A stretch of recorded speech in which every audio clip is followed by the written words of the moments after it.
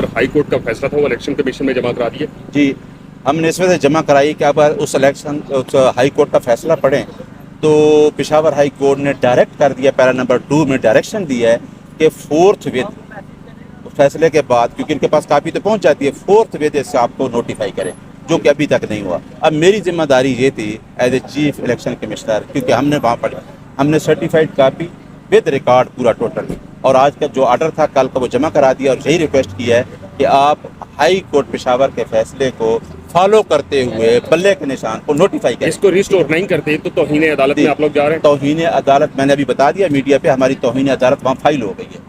Peshawar high court میں file ہو گیا، لیکن اس کے بعد نہ تو اب تک دوسری جانب آج الیکشن کمیشن جو ہے وہ سپریم کورٹ جانے کی بھی سوچ رہا ہے، کیا کہتے ہیں؟ میں اس بات پہ بڑا حیران ہوں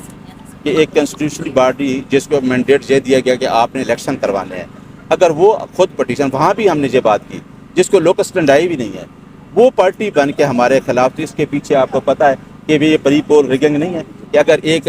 آئینی ادارہ خود پٹیشن پشاور ہائی کورٹ میں بھی کر رہے جہاں، تو میرا خیال ہے کہ اب لوگوں کو اتنی سینس ہے کہ ہونے کیا جا رہا ہے اور ہو کیا رہا ہے۔ اب الیکشن کمیشن کہتا ہے کہ جی ECP وہاں فائل کریں گے، ہمارے پاس ان کے پاس ایک دن ہے نوٹیفائی کرنے کا، وہاں انشاءاللہ ہم مقابلہ کریں گے۔ یہ سمجھ رہے ہیں کہ بھاگ جائیں گے، بھاگیں گے نہیں، کیونکہ ہم جمہوری لوگ ہیں، آئین کی بالادستی اور قانون کی جنگ لڑ رہے ہیں، ہماری کسی ادارے کے ساتھ جنگ نہیں ہے۔ انشاءاللہ اس جنگ میں ہمیں فتح نہیں ہوگی، 25 کروڑ عوام کی فتح۔ پارٹی ٹکٹ ساتھ جاری ہو جائیں گے؟ پارٹی ٹکٹ جاری ہوں گے بالکل، کیونکہ وہ مینڈیٹ جو ہے ٹوٹلی ہمارے چیئرمین نامینیٹڈ جو ہیں گور علی خان صاحب، بیرسٹر عمیر صاحب، کنسلٹنگ کا پروسیس ہمارے سیکرٹری جنرل صاحب بات کر رہے ہیں چیئرمین سے، وہ ان کا مینڈیٹ ہے، وہ اپنے طرف۔ اگر الیکشن کمیشن سپریم کورٹ چلا جاتا ہے چیلنج کے لیے تو کیا کریں گے؟ وہ دیکھیں، ہم اس کو ڈیفینڈ کریں گے۔ اگر وہ آج جا رہا ہے تو ہمیں نوٹس تو ہوگا نا۔ تو میرا خیال ہے کہ جتنا ہم نے ہمارے وہاں اچھا آرگومنٹس ہوئے ہیں، 2 دن آرگومنٹس ہوئے ہیں، ہمارا کیس بہت مضبوط ہے، کیونکہ ایک چیز کلیئر ہو گئی کہ 2008 2009 میں الیکشن ایکٹ میں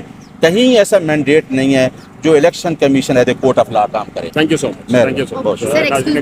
نیٹ کلین جو ہمارا ویژن ہے، ہم کہتے ہیں ریاست مدینہ، تو ریاست مدینہ بنانے کے لیے ہمیں بھی ٹکٹ جو دینے چاہیے وہ بالکل صاف اور جن کا پاسٹ ماضی صاف ہو، کیونکہ میں اس رول آف لا کی موومنٹ آج سے نہیں چل رہا، میرا تو کوئی مشن نہیں ہے، میں تو چاہتا ہوں اس ملک کے اندر رول آف لا ہو، اور جس طریقے ہم کہتے ہیں کہ نیچے سے طبقہ جو ہے کمزور طبقے کو اٹھایا جائے۔ میرا خیال ہے کہ میں 2007 سے عدلیہ کی موومنٹ سے چل رہا ہوں، میں خان صاحب سے بھی یہی ریکویسٹ کرتا ہوں کہ اپنی پارٹی کے اندر جس کو بھی ٹکٹ دیں وہ کرپٹ آدمی نہ ہو،